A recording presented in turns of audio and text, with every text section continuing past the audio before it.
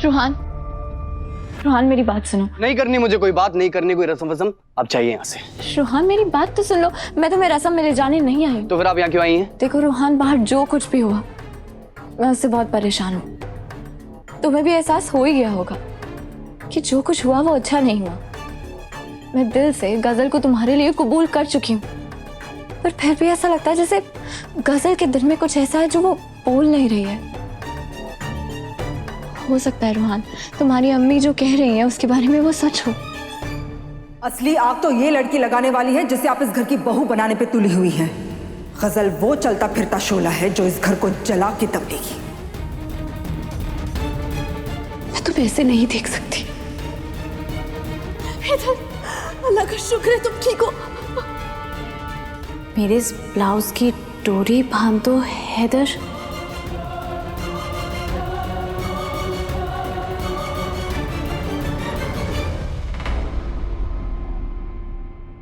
आप हमारी सच्चाई पे ध्यान मत दीजिए। अपने और हैदर भाई के रिश्ते को संभालिए आप। मेरा और गजल का रिश्ता तो महज कुछ महीने पुराना है, लेकिन आपको और हैदर भाई का रिश्ता वो तो बहुत पुराना है ना। सबको लगता है कि आपको और हैदर भाई के बीच में बहुत सारा प्यार है, तो ये गलतफहमी बनाए रखिए। कहीं ऐसा ना हो कि हमारा रिश्ता रोकते रोकते आपका और हैदर भाई का रिश्ता खतरे में पड़ जाए।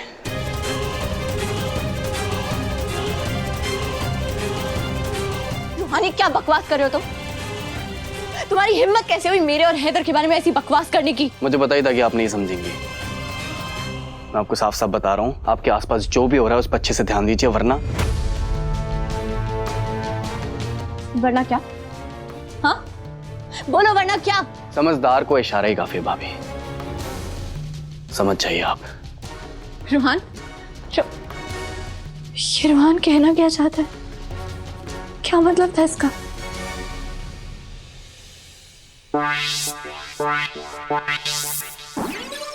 छोटी मोटी लड़ाई जीत लेने पे खुश होने वालों को बेवकूफ कहते हैं दुआ।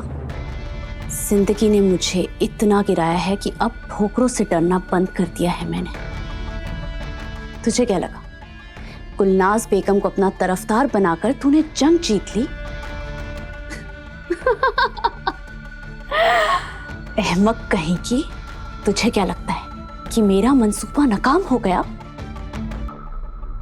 तुझे क्या पता कि मेरा तीर तो बिल्कुल निशाने पे लगा है।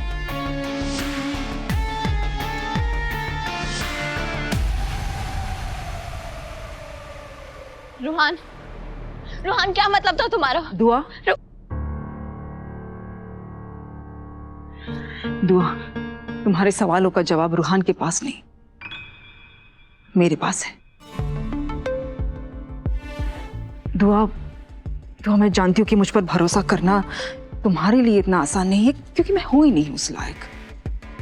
पर खुदा के लिए बस एक बार मेरा यकीन करो। दुआ, मैं तुमसे इतनी मिन्नतें इसलिए कर रही हूं ताकि तुम्हें बाद में पछताना ना पड़े। मुझे बस एक बार तुम्हारी मदद करनी दो दुआ। अब आप मेरी मदद क्यों करना चाहती हैं? अब आपके दिल में इतना अपनापन कैसे उमड़ आया? पहले तो आप इस घर को, इस खानदान को बर्बाद करना चाहती थी, उस मकसद का क्या हुआ? ठोकर लगने से तो अच्छे अच्छों का दिमाग ठिकाने आ जाता है। फिर मैं किस खेत की मूली हूं? दोस्तों और दुश्मनों के बीच का फर्क तो चोट खाकर समझ में आता है।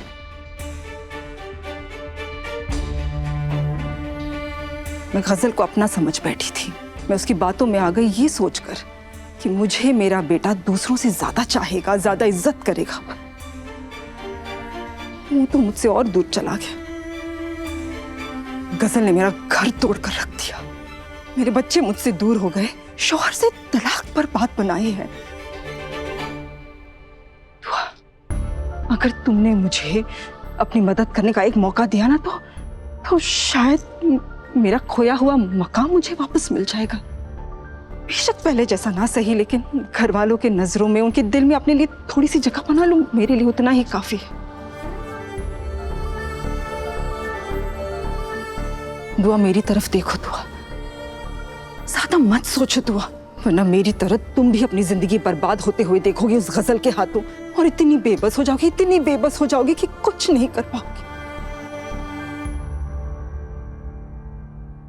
आज उपटन हल्दी का ड्रामा तो तुमने देख ही लिया, अब मेहंदी है, कल निकाह है। पता नहीं क्या मंसूबे बनाकर बैठी है वो शैतान की बच्ची। अगर गजल कामयाब हो गई ना दुआ,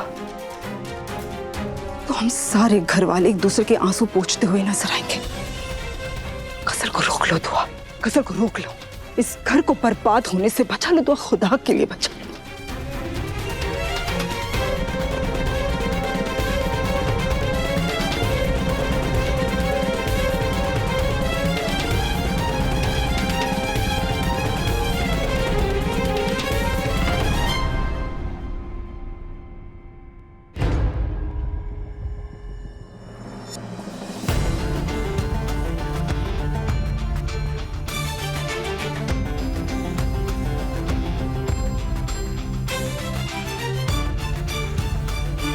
शुक्रिया,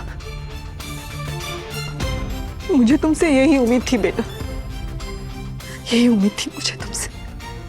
रोहान की अम्मी, अब वक्त बर्बाद मत कीजिए, जल्दी से बताइए कि गजल का मंसूबा क्या है, आखिर वो करना क्या चाहती है। मैं बताऊंगी, सब बताऊंगी तुम्हें, लेकिन पहले इस नई दोस्ती की खुशी में मैं तुम्हें एक तोहफा देना चाहती हूँ। आओ मेरे साथ।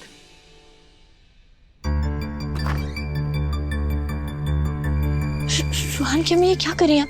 हम यहाँ क्यों आए हैं? आओ आओ आओ।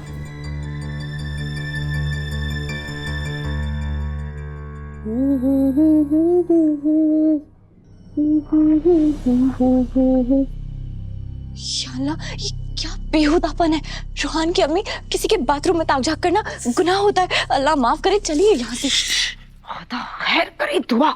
अरे जब ये झांक झांक कर तुम्हें और तुम्हारे शौहर को एक दूसरे की बाहों में देखती रहती है, तब क्या वो गुनाह नहीं? रोहान की अम्मी, पर वो दुआ ज्यादा मत सोचो तुम, हम दोनों यहाँ एक काम के लिए आए हैं, बस देखती जाओ कि ये क्या करती है।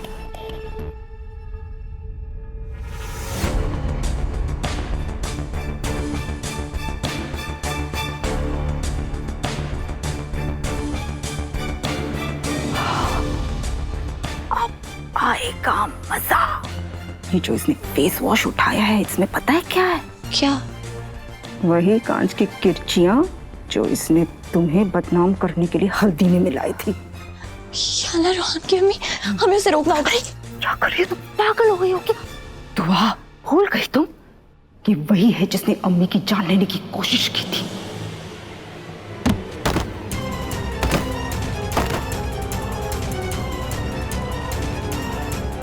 नूर को जला दिया था।